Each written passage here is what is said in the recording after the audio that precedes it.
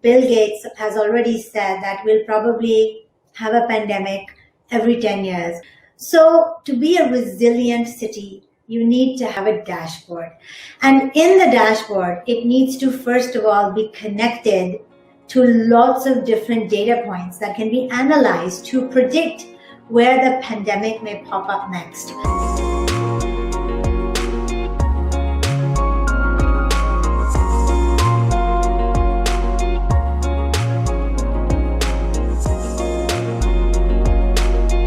I think that data and artificial intelligence are revolutionizing every single industry. This is something that we hear all the time. Har magazine cover pe, har TV show pe, every entrepreneur, every startup entrepreneur loves to say that they're using AI, but it's actually not so straightforward. I have a team that are much smarter than me, mostly all Pakistanis. I'm from Lahore. And, they're machine learning engineers, data scientists, data architects, cloud architects. And together, we try to work on solving business problems using artificial intelligence. And a lot of them have both the expertise and the academic background to do that kind of modeling. So once you have the talent in your team, the next question is, what are you going to do with it? And for me, we have clients all over the world. Our office is in Singapore and in Lahore and now in the US as well. We are working with one of the largest hospital networks in the US. We are going to be working with the Ministry of Health, one of the largest countries in Asia. And our main focus in both of them is crisis management. So this is something that has become very important for all governments, all big hospital networks across the world, including in Pakistan, which is how do you optimize the response that a city should have or a hospital network should have by being able to predict where COVID or any kind of pandemic may happen next. And you know that Bill Gates has already said that we'll probably have a pandemic every 10 years or something like that. So to be a resilient city, you need to have, the Ministry of Health needs to have a dashboard. And in the dashboard, it needs to, first of all, be connected to lots of different data points that can be analyzed to predict where the pandemic may pop up next. So for this, what we are doing is we are connecting hospitals, clinics, all of the telco data in this country, in ASEAN, with information on who the people were, the area that they lived in, what was the demographics over there, what were their symptoms, when did they have COVID. And by doing this, we are able to create a heat map. For example, if they were in an area that is highly pedestrian or that it has a lot of traffic during the morning or it has a lot of roads coming into it, we know that there's a much more likely chance that COVID will erupt there if there was a COVID patient in an adjoining or even something that's closely connected to that city or that block. Now, this may seem obvious, but and often AI confirms in the beginning our intuition. But over time, it begins to pick up on other things that the human mind may not pick up at.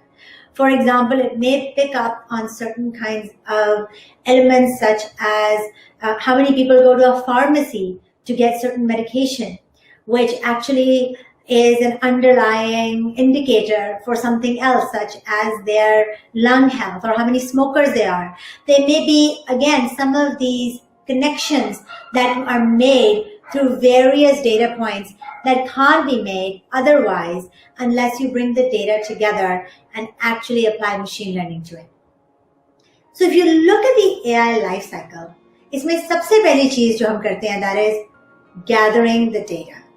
That data then needs to be organized in what is known as a data lake. It's a huge repository of data. Once you look at this data, Then the machine learning engineers begin to take it out and model it and try to find connections that are beyond what the human eye or a team of human beings with Excel would be able to find. This immediately improves your response time. Then the second thing is, can you optimize your hospitals once you know that one area is in the red zone? So for a hospital in the US, we actually predicted what their emergency queue lines would be every weekend, because people used to wait for hours in emergency queue lines, and that would result in deaths.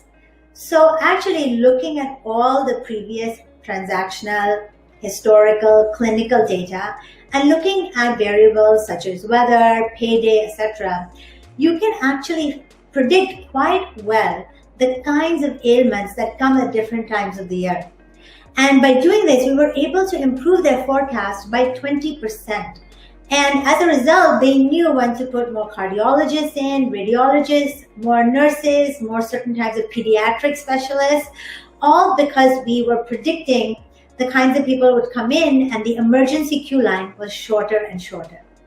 So this is an example of using artificial intelligence in a way that is not only good for business, for the hospital, or good for the citizens of a country, but also it's doing good. Now we know that 68% of the adult population in emerging markets do not have access to a bank account. That means they can't take a mortgage, they don't have a credit card, and nobody will give it to them. So the question then is, this whole idea of alternative data. Can you use other kinds of data from your digital footprint on the web, or can you use it on your mobile phone or any other alternative data that you find to assess credit riskiness?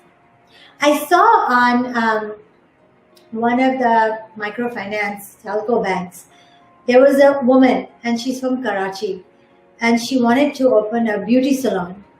And now this woman has no education. She doesn't have a job.